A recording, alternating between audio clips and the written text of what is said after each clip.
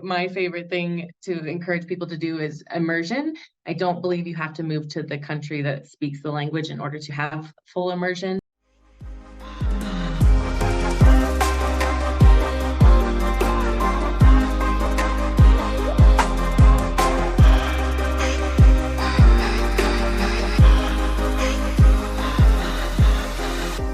Hello, Grace. Thank you very much for joining us today. Yes, hi Marty. Thank you for having me. My pleasure. My pleasure. And for anybody listening and for anybody that is not yet familiar with who you are and what you do, can you introduce yourself a little bit to us? Yeah, absolutely. My name is Grace Davis. Hi, everyone. And I am currently a bilingual transition navigator. I live in South Lake Tahoe, and you might be asking what a bilingual transition navigator is. But I work for an education consortium here in town, and I help local Spanish speakers navigate any barriers and help them achieve any goals that they're working on. And I'm also an English language teacher. So I teach for my own company, English with Grace, which is actually how Marty and I got connected. And I have my own podcast as well. So teaching and navigating, that's my full-time job right now. Oh, wonderful. And how did you get started with that? Maybe we can start with how you got started with Spanish in the first place. Yes, let's do that. So I originally started learning Spanish in high school. And then I thought I wanted to be a history teacher, but I went to Iowa State University. I'm originally from Mount Pleasant, Iowa, and I got my bachelor's in Spanish education. So I wanted to be a high school Spanish teacher. I graduated with that degree and I felt like I could not speak Spanish well enough to teach it. So that took me to Ecuador to do my student teaching. And then I also moved to Spain for 2.5 years and I taught English over there. Fell in love with teaching English, came back to the United States, and I was teaching Spanish while also getting my degree to teach. The degree is TESOL, Teaching English to Speakers of Other Languages. And then got my master's in that. I moved out to California in 2019 for my master's program, which was TESOL and International Education Management. And since then have been doing English with Grace and kind of double dipping with Spanish and English. So I suppose your experiences abroad really skyrocketed your Spanish, I would imagine. Oh, absolutely. So I'm sure we'll get into this, Marty, but my favorite thing to encourage people to do is immersion.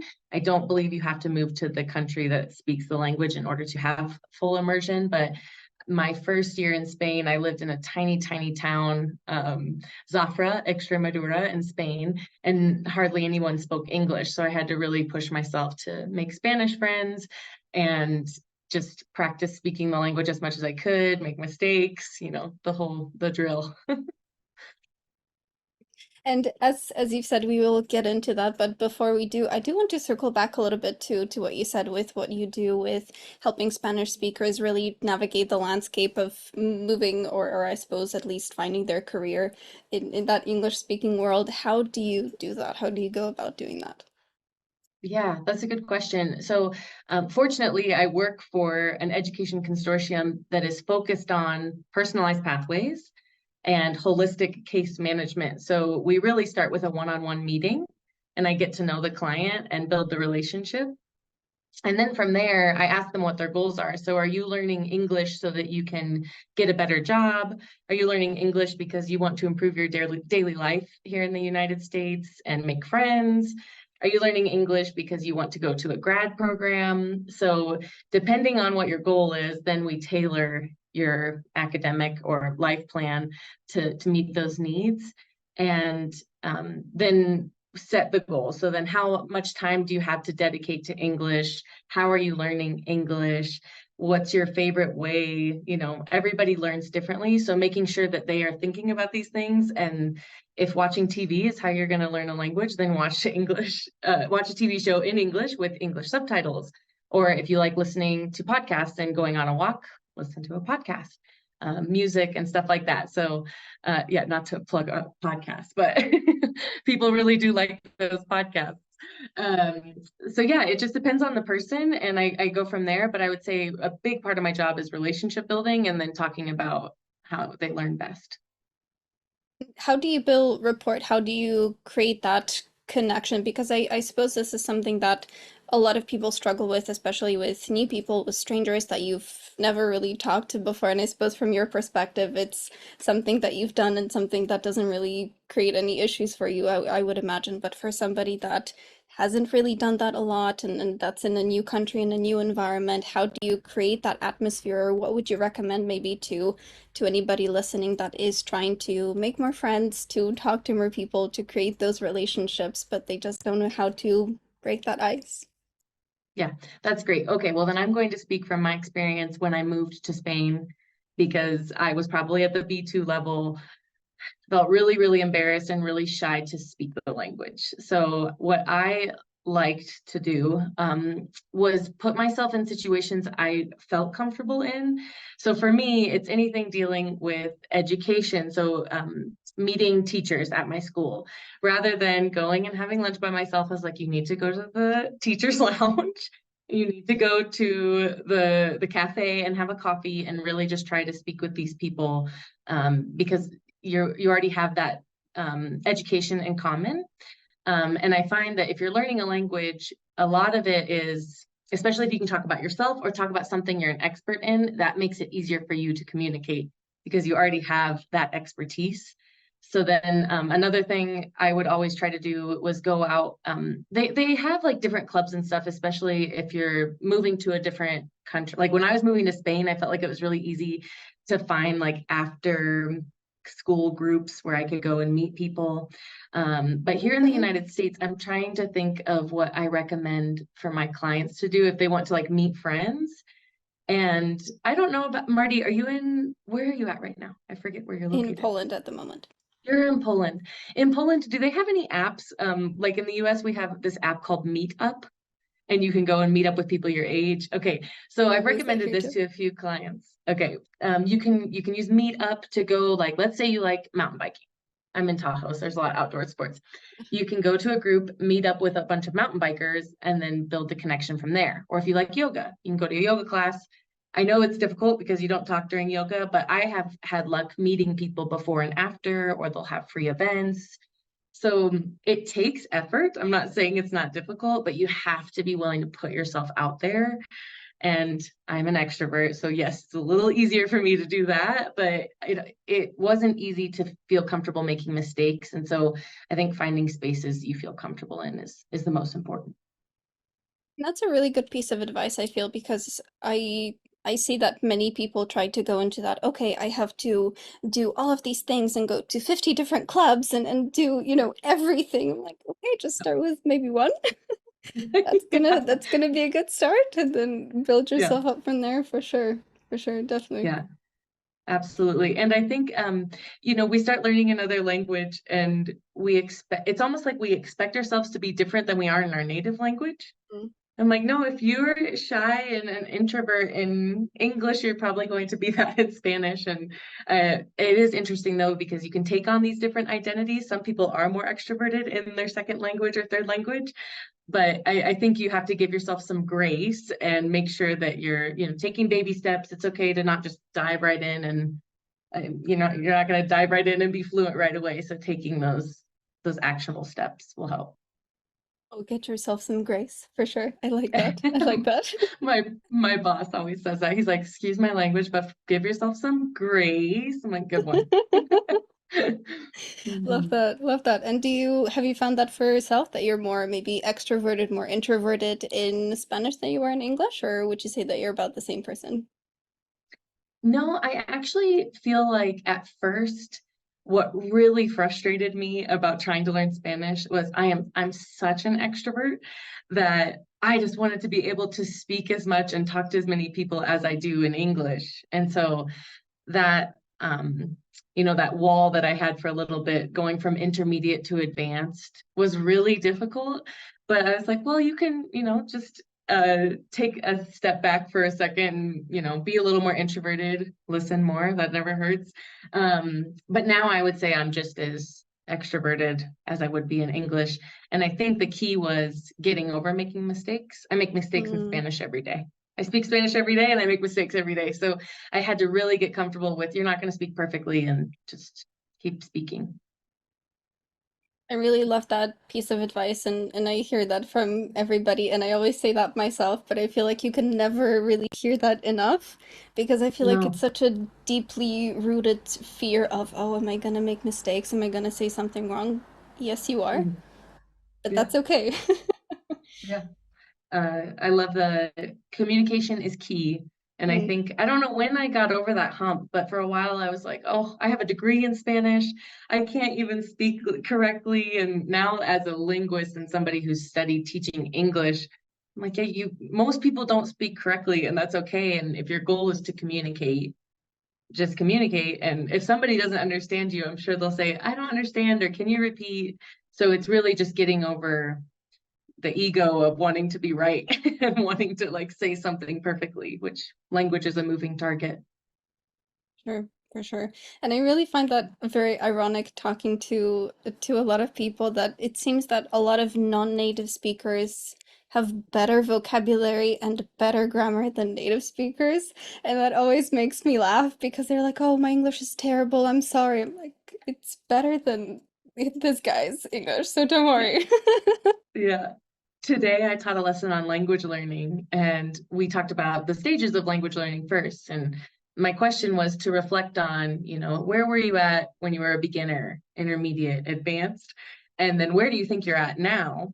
And all of my students are advanced to proficient. Like we're doing deep discussion questions, and it's very advanced. And all of them said intermediate advanced. I'm like, none of you are intermediate. Yeah, yeah. But that's okay. You can have a little bit of a perfectionist attitude about it if you want. Definitely a little bit of humble attitudes in there. So Yeah, for yeah, sure, for definitely. sure.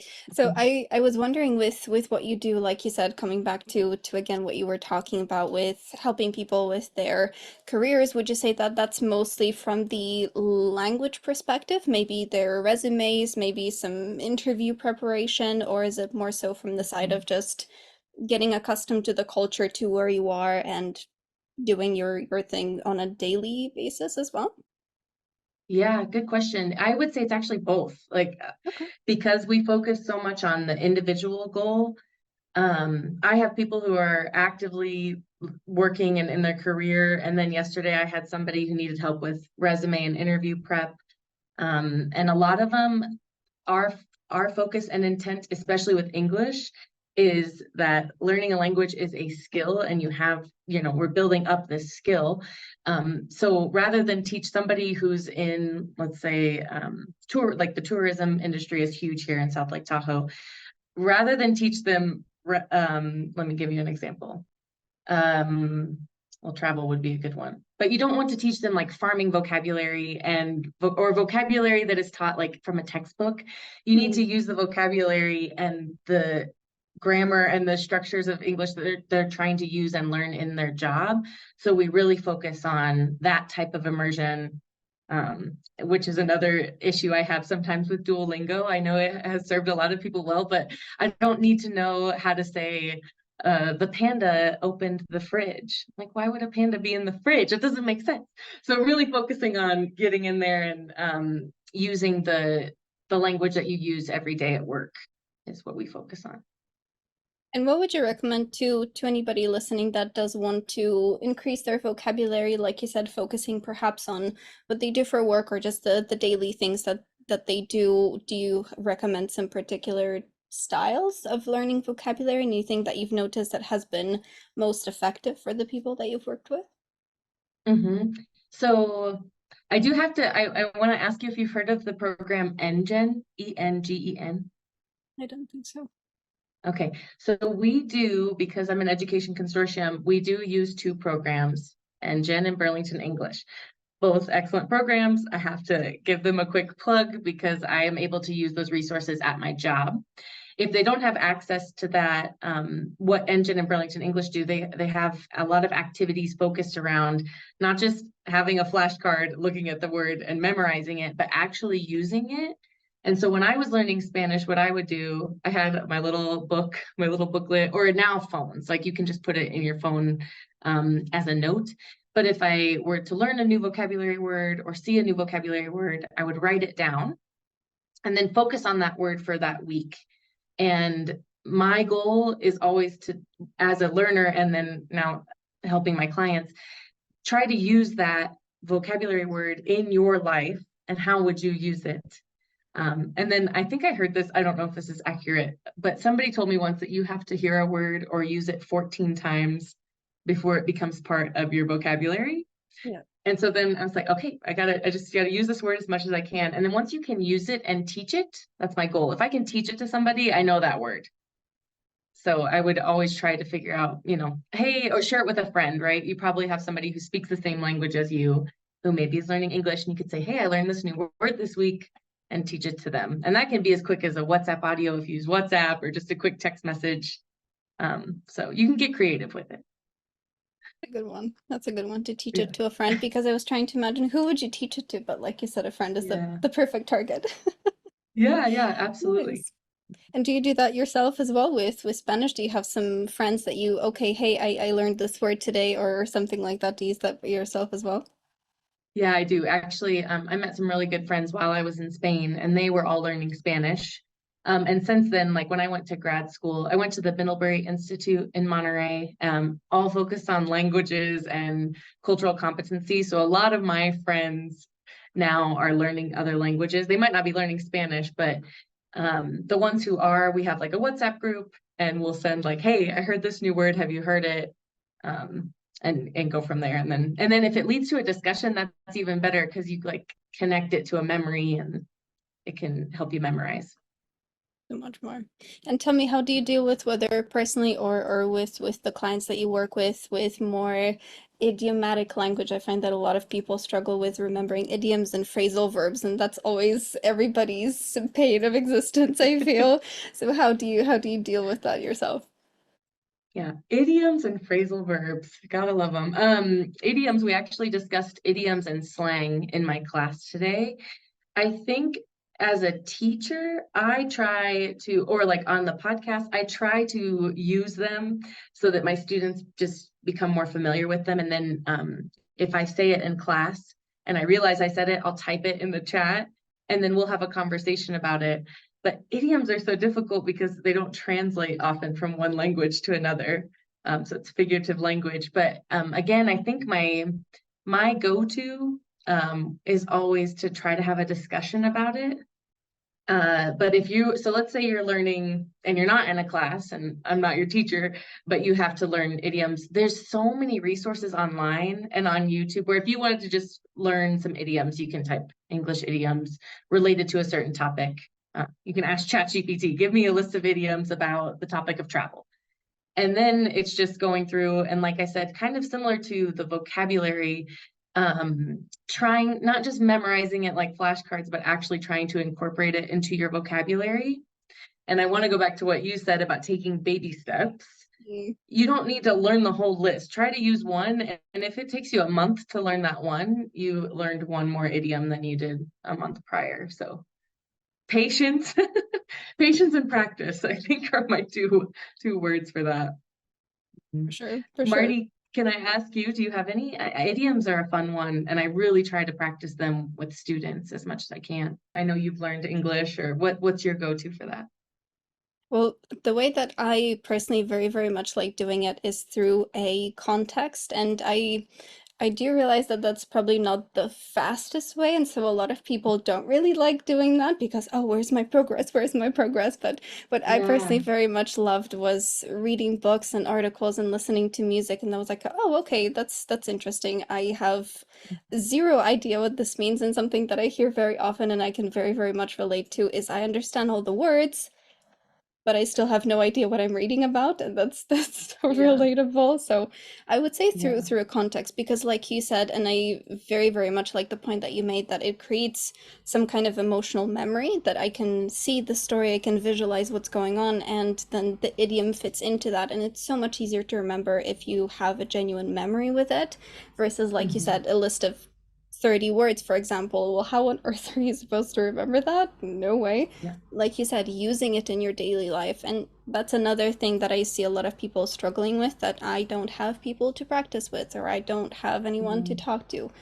again, something that you were talking about, trying to force it, even find those groups, find the people, find the Mhm. online chat rooms, whatever that might Yeah. be, just so you can practice with somebody. Because if you don't Mhm. use it, you're going to lose it.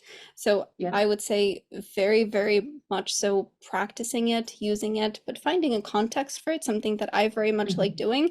Even if I try to sometimes combine the two of having a list of, let's say, maybe 5 or 10, which I suppose is still Yeah. relatively manageable.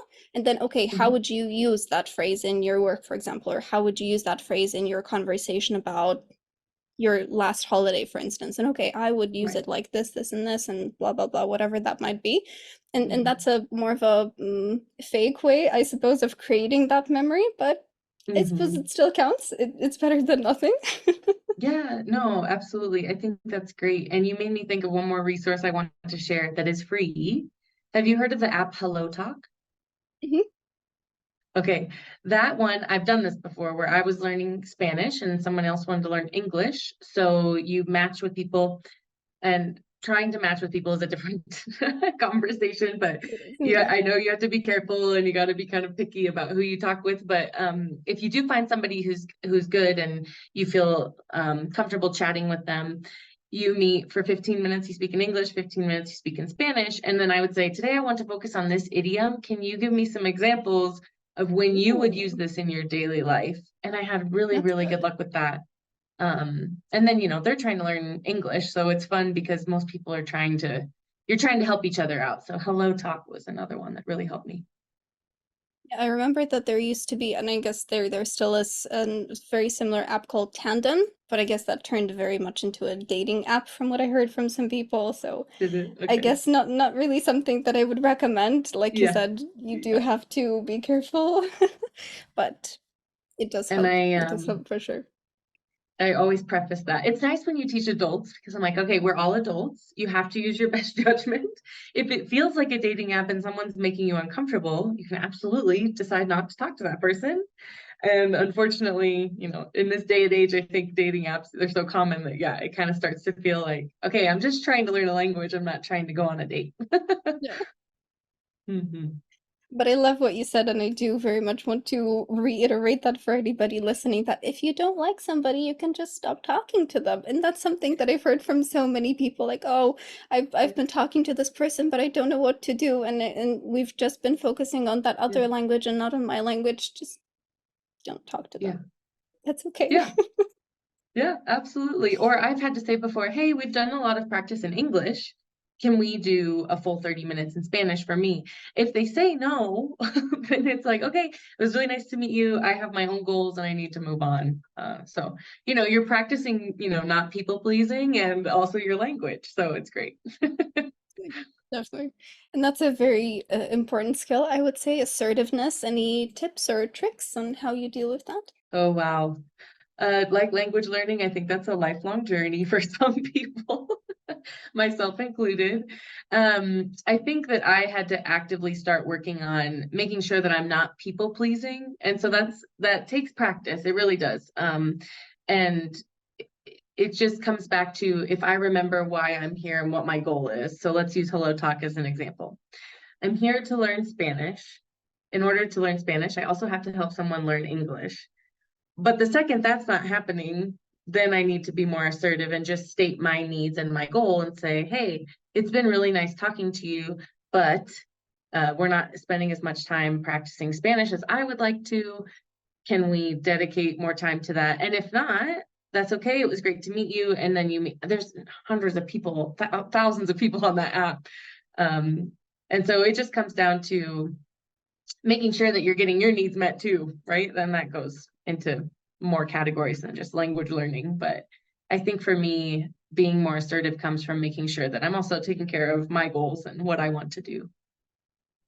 And Grace, that's a very interesting topic that I feel like we're embarking on maybe a little bit of a detour from Yeah. from what we've been talking about. But I wonder if you've had any experience working on that with people from more collectivist cultures, and that's something that I've recently was having a discussion about, and I find that very, very Yeah. interesting because they said, okay, well, in the US or in the more, let's say, Western world, and I would include Australia in that as well, that I mean, Yep. I am me, I am important, and I have my own goals, my own needs, like you said, but then was in Poland, I would say it's maybe half half, but I've worked with a lot of Okay. people from China and from Japan and so on that are, well, I am, maybe not the key here. We're all a group, we're a community, and that's more Mhm. important than me, myself, and I. Have you had Yeah. any experience with more, again, of those collectivist cultures dealing with that, dealing with learning to focus on themselves? Yeah, absolutely. So I taught in Wuhan, China for a summer back in 2019, and we Time. started the, what's that? Good time, 2019 in Yeah, Wuhan. yeah, it was.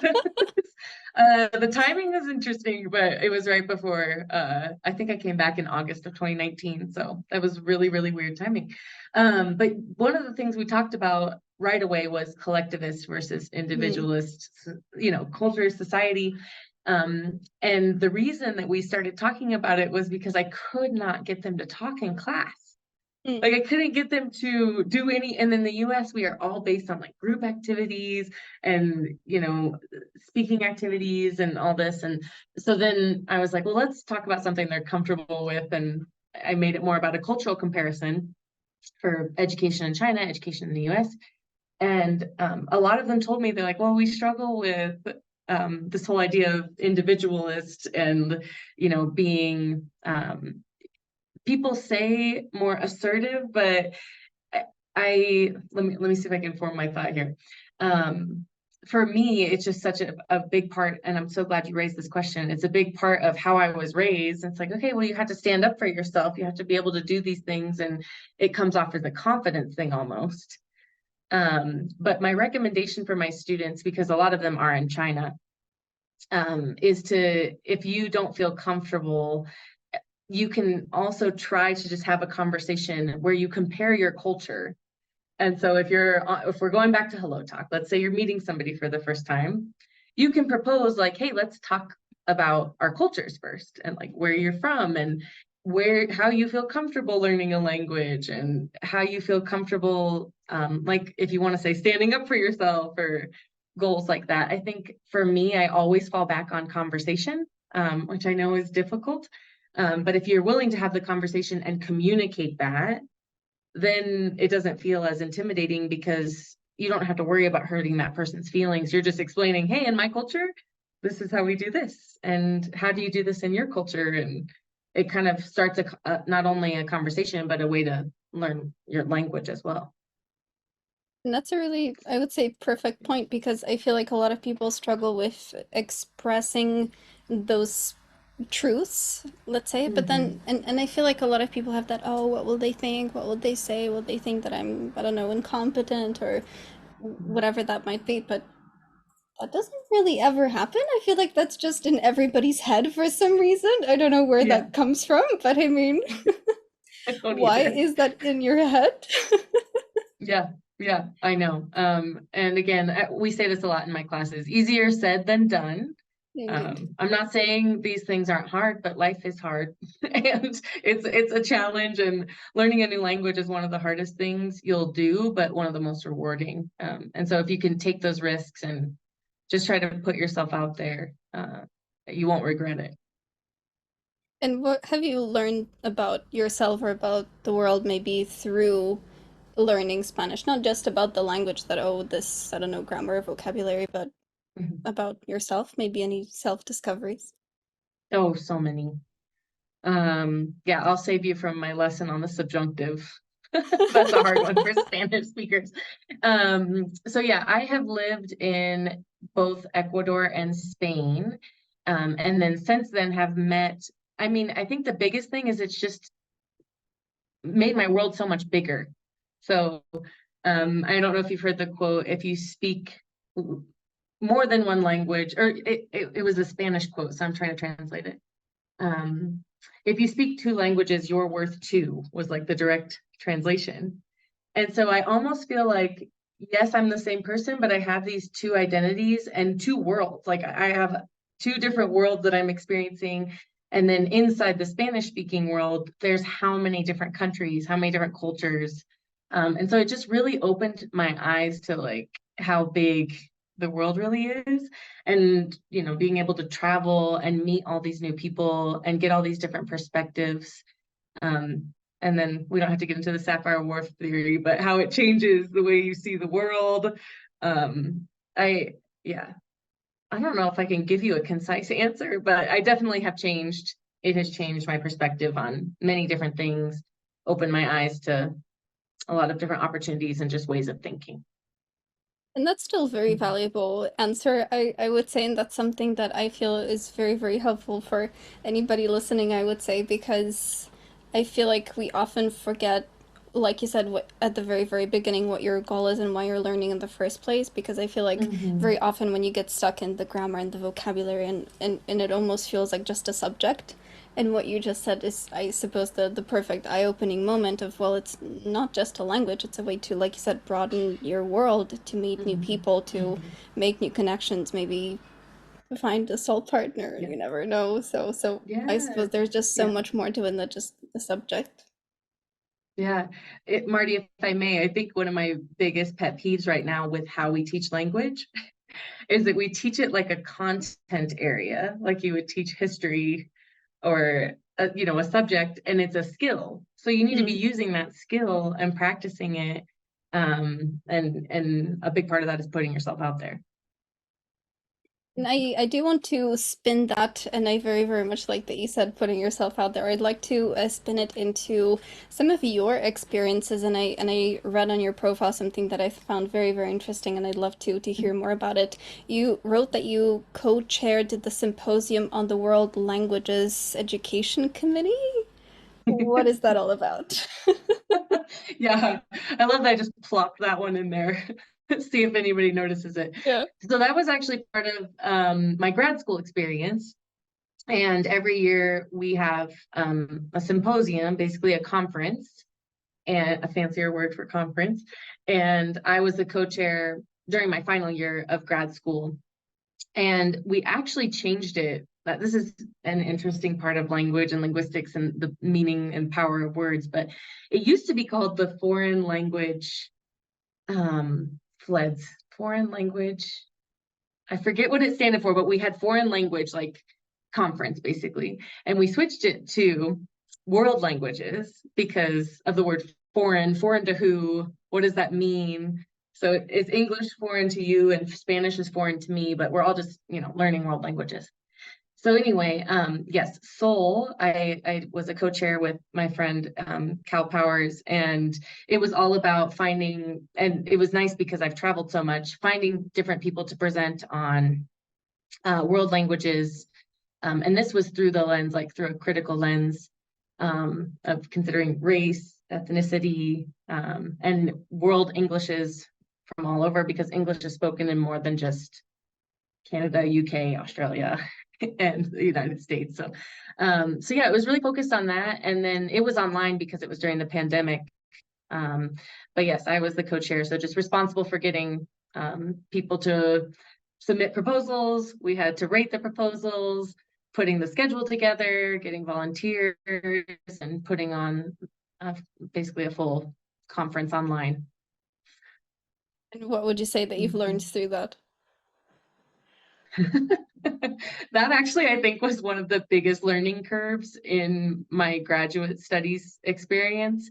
I think the biggest thing I took away was how to manage people. And as a co-director, you know, I liked it because you're leading with someone else. And Mm. then being able to find a good team of volunteers, also thinking about the content that you want this conference to be about, how to incorporate people from all over the world and getting different perspectives. So, um, yeah, my biggest takeaway was just probably managing people and teams. Yeah. And do you Yeah. have any tips or hacks maybe for anybody listening that is maybe in a management role, maybe not feeling super good about it? Uh, okay, managing people is hard. It's very difficult, but I think it kind of goes. It's really tied into language learning, teaching, to navigate and lead a team, I think you need to be able to communicate. And I know people hate icebreakers and team building exercises, but you do have to figure out a way to get to know your team. And then most importantly, I really, really like have you read the book People Styles of Work? It's one I of the think so. personality. I think Okay. so. So there's like different personalities, different players on each team. I think it's amiable, driver, enthusiast, and analytical. And so I'm not trying to put people in boxes, but I do think that that helps like you figure out who you are on a team. And then if you have your whole team do it, depending on the size, then you can see how people work well together and, you know, what strengths do you bring to the team? And then what are some things that you're trying to work on? And then just helping coordinate that and making sure the group functions well. But so for me, I always go back to communication, and I would prefer to talk to people one-on-one and then also have group activities and just make sure that people know at least each other's names and Yeah. a little bit about each other so that you can have a good working environment. And do you have any go-to icebreakers? Ooh, go-to icebreakers. Well, as a teacher, of course, but what would a go-to icebreaker be for a team activity? Oh, we just did this actually. We had a team building exercise last week for the college I work at. And I really like the question after you do the basics, right? Like, what's your name? Where are you from? Tell me a little bit about you. And especially if you keep it open-ended like that, you can tell me as much or as little as you want. The person leading this exercise had us do, what's something you've been finding yourself complaining about a lot, like recently? And then what are two things that you are grateful for? And it can't be family, work, or where you live. So Okay. getting really specific about, okay, this is what I've been Nice. complaining about, but then these are two things I'm grateful for. I learned so much about my colleagues with those questions, I felt like. Do you ever use So those kinds of questions in your teaching as well? yeah, actually, because my classes are intermediate high to advanced, really focused on conversation and confidence building. If I find questions like that related to the topic, so like today was language learning, you can do anything with that topic. I'll bring those questions over and ask my students as well. And so it's a good especially like reflection questions. It's really good. And do you notice that that's good for their confidence as well? That they talk about maybe things that they typically don't. Like you said, what you complain about, what you're grateful for. That's, I would say, not everyday kind of conversation topics. Would you say that's good for their confidence? Oh yeah, absolutely. And I think one thing that really helps, I don't know if you have any teachers listening to this. I find that students, you can't always set a timer and give people time to think about it. But if it's a reflection question like that and you want a good response, give people a minute or 2 minutes and say, I'm not taking any answers until the timer goes off. So then people actually have time to process and think. Hmm. But it depends on what your goal is. Like if you're just trying to practice speaking English and you can't set a timer in a work meeting, I know that doesn't always work. I get that. But if you do have like bigger reflection questions and you can give them some time to brainstorm, that really helps. I think it helps if you teach a language to have learned another language and then you remember how hard it is to be processing and thinking at the same time. So I always think, okay, if I was doing this in Spanish, would I need a timer and want a timer and appreciate a timer? And Mm, then try to go from there. a little So, bit of that um, empathy. yes, some empathy and some grace. Indeed. And then Marty, you asked about icebreakers. Can I share one more that I would use like in a Of language class? course. Please. Okay. So one of my favorite ones, and I learned this, I think, in grad school as well, especially if you're trying to incorporate culture and cross-cultural stuff into your classes. The question was, in your culture or in your household, how do you make rice? I was Okay. like, this is such a weird question, but everybody can answer it, and you're gonna get really different answers. Okay. That's an interesting Yeah, one. it But is. it, Do you want to share how you make rice? Well, excuse anybody that actually knows how to do it Yep, yep, I know, I know. properly, but I've learned over the years, and it's actually been a very big skill that I've been honing for some time. Hmm. So hopefully it's not too bad. But I actually, to give you a little bit of a backstory, it started with a recipe from Gordon Ramsay because I felt that he would have been a good kind of mentor. And what he was teaching, and something that I don't really do anymore, but something that I found very useful, was he would add the rice, obviously rinse it first, but add the rice, and then he would add an anise star, some cardamom, if I remember correctly, salt and pepper to it. And I thought, mind blown, first of all, but second of all, I mean, seasoning your rice is just, it's something that seems so obvious to me now, but it's something that, I mean, I never really considered. It was salt at best, maybe pepper, maybe some turmeric, for just for the color, Hmm. but it's like, Hmm. you can season your rice before you start cooking it, and that Yes, I love that. sounds so stupid, but No, I no, I don't suppose, think I that's, mean, it made yeah. a lot of sense. And then with the water quantities, that's something that I've also noticed Oh, a lot of people have very varying opinions on. Something that I learned, and something that I use because it's just the easiest thing to do, is just to use that line of your pinky finger as the measurement. And that's something that I oh. always do now. And I just look at it now because I use the same pot all the time. Then I just see it, eye level. Okay, cool. Yeah, that's probably enough. But typically Mhm. just sticking your finger in on top of the rice, not to the bottom of the pot, but on top of the rice, and the water is Uh-huh. supposed to be at that level of your pinky finger. It's gonna be perfect. Brilliant. See, it's a great question. That is not how I make rice. No. How do I you love make that. rice, Grace? Yes. So since I started asking this question, it has changed. I now have a rice cooker. So I used to cook it on the stove, and it was a disaster. It always stuck to the Uh, bottom. I didn't know what I was doing, but I do measure it. So if I do 1 cup of rice, I do 2 cups of liquid. mm, And I used to do water, but I learned you can season your rice before you cook it. And I have a friend who uses vegetable broth. So she'll do 1 cup vegetable amazing. broth, 1 cup water. I'm like, wow, this is delicious. And it's, just Right. rice. But so I kind of cheat because I definitely use a rice cooker, but I double the liquid. But I'm gonna try the finger, but I haven't heard that before. And then I just turn the rice cooker on and it goes. But Amazing. I've been guilty of definitely buying those prepackaged rice bags and taking them for lunch and microwaving them. So there's no shame here, Marty. It's okay. Well, as a little side note, something that I learned from an American student of mine because he was learning Polish with me, and Uh-huh. he told me that he microwaves tea, and that for me was just the biggest why moment in my life, I think, because I mean, I why do wish you I could tell microwave you tea? I wish I could tell you that that was less common.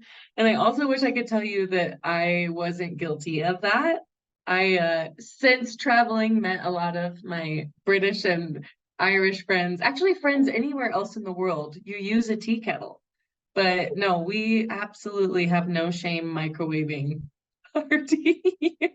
I Uh, love that. I love that. I love that you are confident enough to admit that. yeah, I'm not gonna lie. Perfect. Mhm. Perfect. And tell me, Grace, for anybody listening that wants to hear more of your wisdom and more of the stories that you have to tell, where can people find you? Oh, yeah, absolutely. So I have a podcast on Spotify, Apple Podcasts, and Google, called English with Grace Podcast. And I'm also on mainly on Instagram and TikTok. You can find me on Facebook and Pinterest, but I'm not as active on there. And my Instagram is English with Grace D, as in Davis. And my TikTok is English with Grace. Mhm. Perfect. And do you have Yeah. any last words of wisdom, advice? Mhm. Actually, I'm going to bring up, if I haven't mentioned it already, I'm going to bring up something that came up in class today in the different stages of language learning. And we were talking about how long it feels like you stay in that intermediate phase. So you've learned the basics, you've pushed past the A1, A2, or beginner level, and you feel just like you sit in that B zone, intermediate zone. I think I was there for like 7 years, it felt like. My advice is to keep going. And the way you can do that, and this is the most important tip I can give anyone for language learning, you have to figure out what motivates you. Motivation is the biggest thing that's going to drive, and you can learn languages in any country. It doesn't matter what the native language is. If you have the motivation and the drive to keep pushing and to keep studying, you can learn it anywhere. So if you're in the intermediate phase, keep going, but just find what works for you. It's a really perfect way of thinking about it, and I feel like a lot of people get stuck on that, oh, why am I learning? Should I even go on? Like you said, if you have the motivation, then I suppose nothing can stop you. Yeah, absolutely. So, Wonderful. Perfect. Well, mhm. thank you very much, Grace, for your time. It was an absolute pleasure, and I'm sure that anybody that listened to us today has learned a ton from you, and I am looking forward to talking to you again soon. Yes, thanks so much, Marty. And everyone, Marty is coming on my podcast soon, so this won't be our final conversation, but thank you so much. I really enjoyed this. Hey, I'm glad to see you here. Let me know what you most enjoyed about this conversation, and if you have any questions, leave them in the comments below. I'll see you in the next one. Do zobaczenia.